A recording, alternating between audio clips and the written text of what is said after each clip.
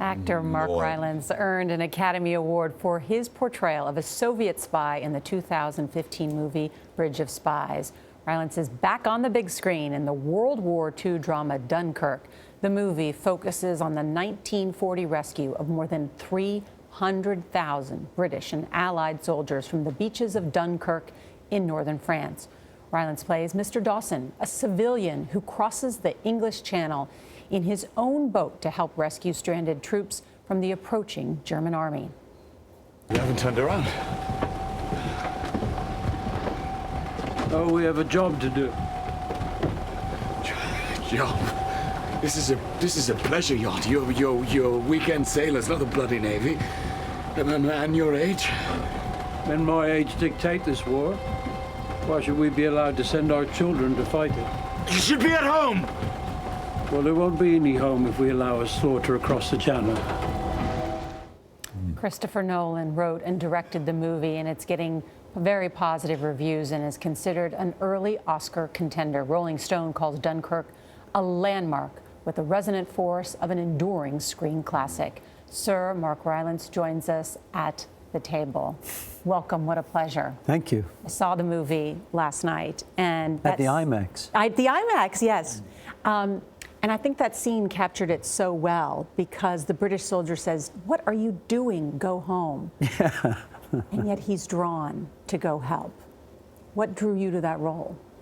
They're a very famous group of people in England, the 1,000 or more men who answer Churchill's call to go across on any available boat they can find and help ferry the soldiers who are trapped on the beach out to the bigger boats because the water was so shallow.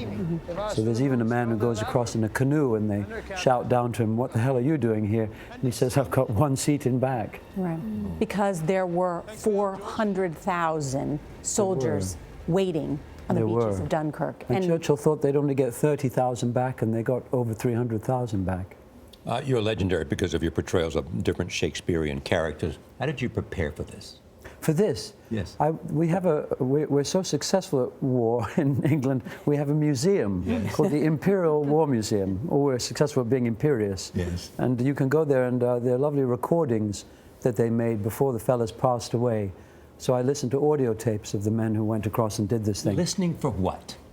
I'm listening for the tone of society is different at that time. There's a selflessness and a belief in communal effort and togetherness that's a little bit different than England now.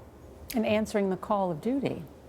Yeah, and answering the call of duty, and just knowing what they didn't know. They weren't told, of course, by the government that they were going to be bombed and shot at. They were told that there were men that needed to be rescued. So it's important to know what your character could know, or might know, and might not know. And societies and warfare obviously have evolved and changed since then, but something that really struck you was the civilian casualty numbers and how we continue to see them in plights around the world today, and something this movie really focuses on as well, the civilians who perish and the civilians who were brave enough to go in and try to rescue people as well. Yeah, I'm told 90% of casualties in war across the world are civilian now, 90%, whereas in 1900 it was 10%. But now in some ways you're safer in the military.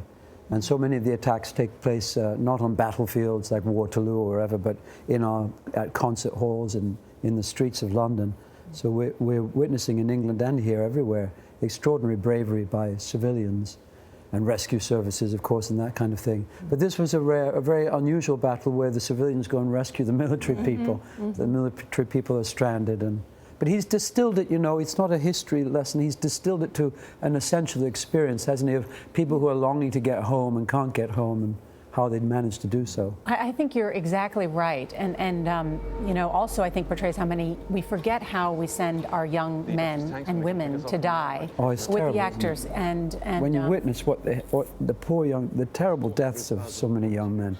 Yeah, and one of the actors, Harry Styles, from One Direction, there at the premiere last night, there were a lot of young women cheering and screaming. Well, he's marvelous, isn't he? He is, and this is, I guess, his first acting debut. It is, you know, and in LA when we were doing press, someone pointed out that Elvis and Eminem and some of the other people who've gone into film, they've gone in at a lead role, because of course who wouldn't have them in their film? Everyone's going to come, but he's come into an ensemble of a wide group of actors and taken a humble and very difficult part.